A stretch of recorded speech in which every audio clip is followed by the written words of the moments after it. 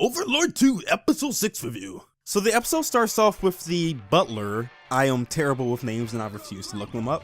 I think his name is sebas. Yeah, I'm just calling butler. So the butler's on a stroll through town. He stopped at a shop and picked up a magic scroll, which lets him create levitating platforms to, I guess, the main use is to like carry stuff, for like, transporting goods and stuff. He picks up the scroll and then he's making his way out and he walks down a back alley. And as he's walking through the back alley, a rather large man, pretty fat, I might add, he throws a woman out on the ground who's stuffed in the back. Now he sees the woman who grabs him to his shoulder as he walks by nonchalantly, and he's like, "Don't fucking touch me." And she's like all bruised up and everything. The guy who threw her on the ground comes out and he's wondering why this old Gigi, which is Japanese for old geezer. Yeah, I'm hit with the terms. He's wondering why this guy is all up on this girl he just threw outside. And so at this point, Butler-sama is kind of forced to make a decision where Ainzao Ghoul told all of his guardians to, for the most part, keep a low profile and not make any trouble for themselves. But Butler-sama's specific, I don't know what they're called. His creator told him if ever someone is in trouble, you help them out.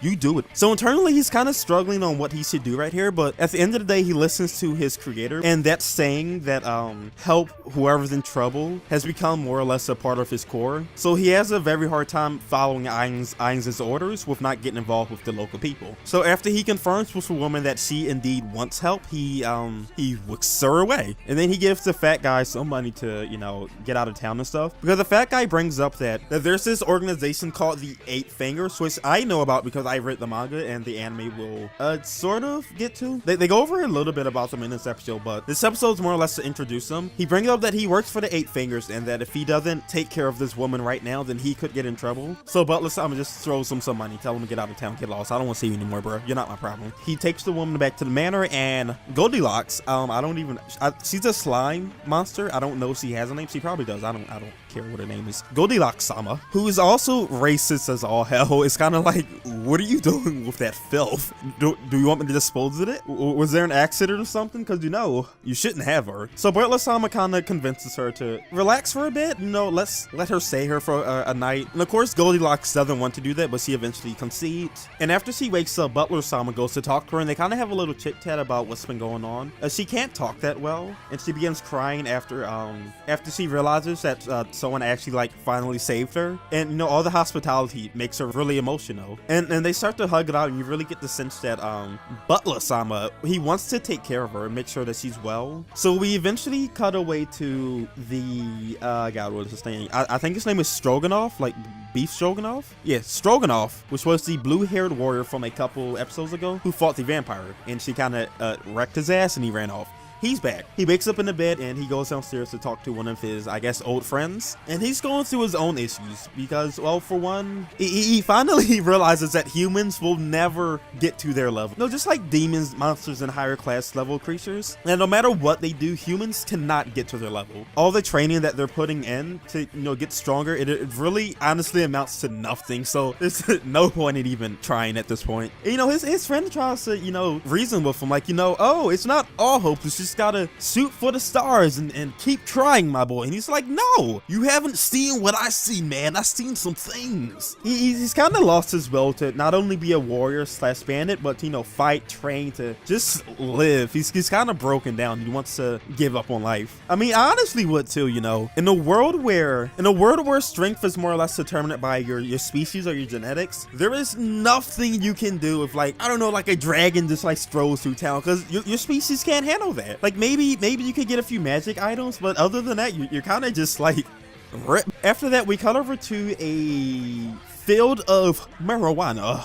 being burned down by these two, I want to call them assassins. I don't really know what their class is, but they're burning this field down, and it's revealed that this field belongs to the Eight Fingers, and it's a drug field that they've been smuggling into the kingdom. It's a few things in the manga that they didn't bring up in this episode, like that it's not just a drug field, but that the kingdom itself hasn't done anything about it, if you kind of get what I'm trying to say. In the manga, it's implied that the Eight Fingers have influence in the kingdom, which is how they kind of get away with some of these things, but that's not as important, but just to let you know that how important the Eight Fingers are. So the two assassins meet up with the rest of the crew and their leader. They more or less reveal the fact that they're trying to take on the Eight Fingers themselves and remove them from the kingdom. And then after that, we switch over to the actual Eight Fingers who are having a conference because, you know, one of the fields was just burned. So, you know, they're talking about that, wondering what they can do about it. The, if you haven't guessed by now, 8 fingers means 8 members. And the member that I guess was in charge of the drug fields, that was kind of her side of things. C, of course, has no idea who did that. One of the other members suggested, hey, you know, I'm right here. I could, you know, do some bodyguarding for you, bruh, since you're having a little trouble. She's like, nah, you're a bit too expensive, bro. But one of the other members steps in, and his name is Cocoa Puffs, I think. I don't know. It starts with Coco. I don't remember what his other name is, so I'm gonna call him Cocoa Puff. Cocoa Puff chimes in, and it's revealed that Cocoa Puff is the leader of, I want to say, the brothels, because he states that he just lost a woman today, and he's referring to the woman that was thrown out into the streets who was picked up by Butler-sama. He controls the slave trade, which is outlawed in that kingdom, but based on where the woman was, I'm assuming that he also has control over like some sort of brothels. But after the incident where he lost that woman, he asked the other 8 members for, you know, backup, because he feels like after that happened, things are going to get a bit hairy, so he wants someone to, you know, back him up. And that pretty much concludes the episodes. We get a bit of introduction to the 8 fingers. We get to see what kind of power they hold over society and how big of a, you know, just how important they are. We also get a update on Stroganoff. I'm gonna just call him Stroganoff, who is more or less mentally broken down. He's out of this. He's done for the count. And we also get some character development for Butler-sama. And I'm interested to see